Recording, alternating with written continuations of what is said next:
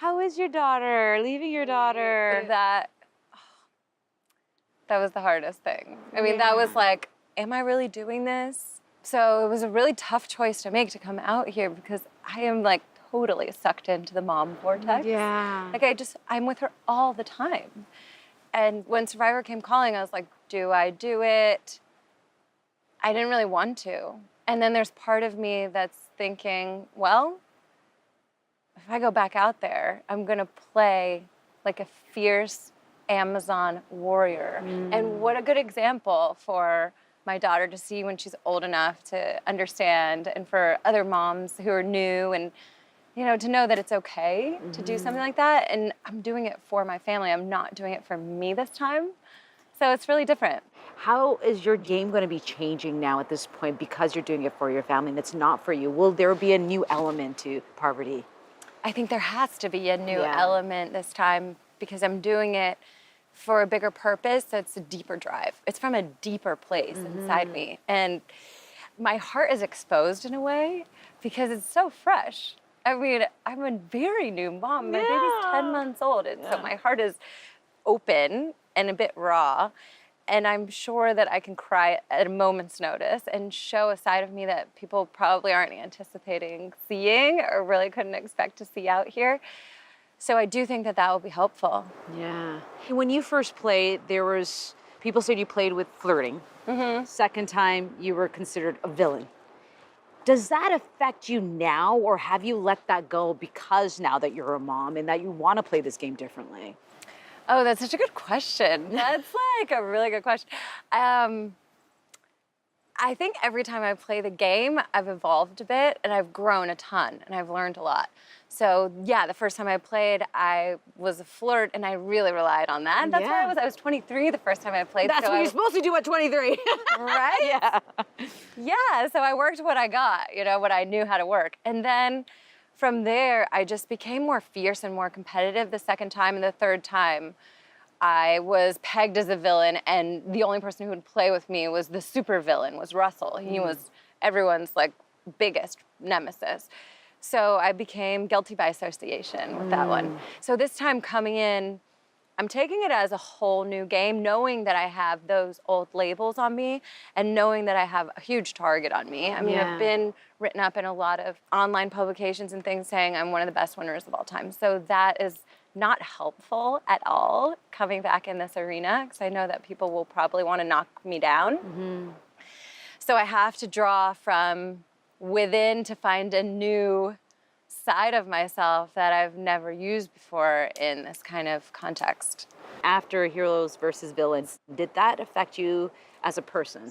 Oh, I mean, after Heroes Villains, after 16. Yeah. After playing Micronesia, the time that I won, that affected me in a major way because it was the first time I really had to betray people that I cared about.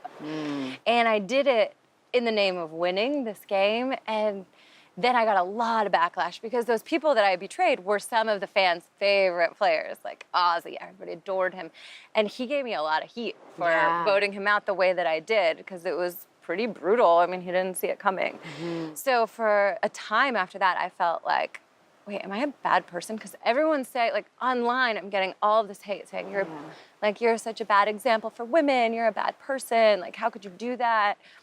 And now I think enough time has gone by and I've gone to like some therapy and I've dealt with that. Where I'm like, oh yeah, haters gonna hate and people are gonna say whatever they wanna say, but it's like Brene Brown in the arena. I love Brene Brown. She's like, if you're not in the arena getting bloody, then I don't care about your opinion. And I've taken that on because coming back out here, it's a vulnerable thing to do, especially with a baby.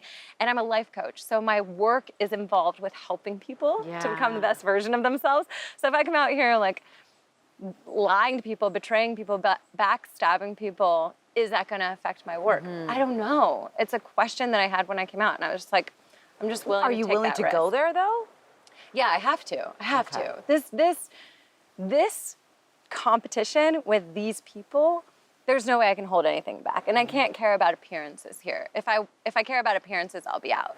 So I have to play with my heart and with my gut, and I have to be able to read people, and I'll have to betray and deceive and manipulate and lie. And that's what this game is. So I'm not trying to be like, oh, I'm gonna play a noble game where It could be. Maybe that's the thing to do. No, I don't know.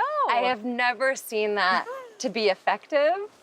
When people come out and they're like, oh, I want to play a noble game and not lie to anyone, it's sort of like egotistical or arrogant, because you're trying to make yourself totally different and unique or set apart, like above everyone else who's playing this deceptive lying game. And it's like, you're not any better than anyone else. And at some point you're gonna have to lie, and you're gonna have to be a hypocrite. So for me, I'd rather just say point blank, I'm stepping in this arena, and in this arena, the rules of the game are lie, deceive, cheat, steal, manipulate, backstab, and blindside. All of that. You mentioned these people. We have you on record saying that you would like to beat Sandra.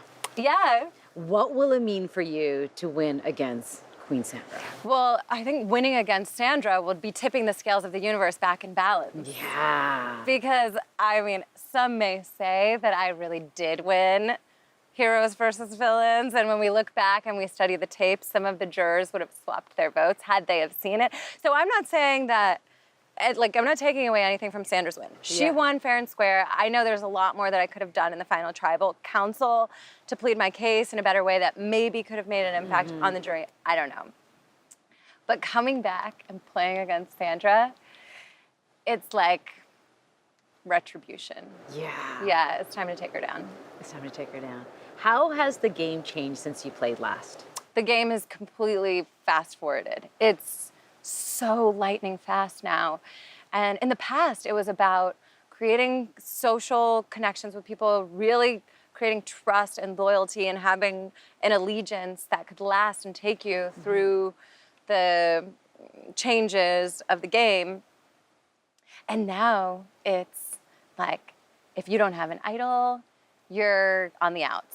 Yeah. If you aren't making a fake idol, you're not playing the game. If you're not digging around the beach in random places, you're stupid. Like, everyone is like in fast forward motion. So it's gonna be a challenge, I think, to keep pace with how quickly, like, the game is a force of itself. Like, each of us is a player, and each of us can come in with the gifts and the talents and skill sets that we have and hope that the game is going to favor those skill sets and gifts and talents that we each individually have. If not, like, if you're playing for loyalty and alliances, I think you're going to be left behind. There's a target on your back.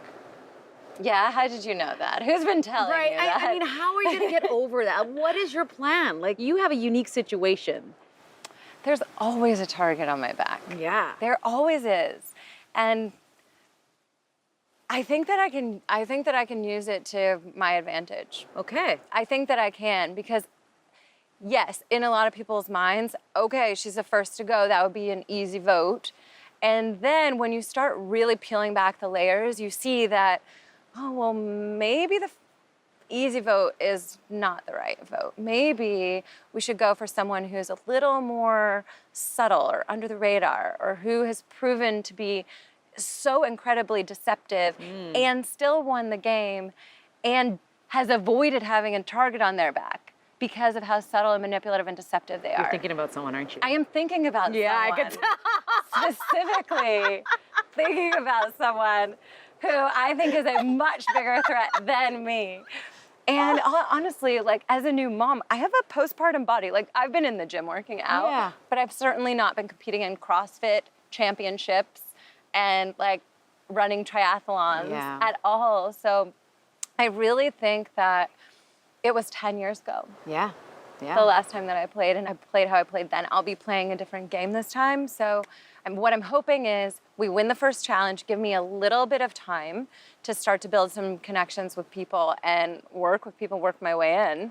And all I need is a couple. I just need a couple people to take a chance on me. Aside from you, who else has played the best winning game?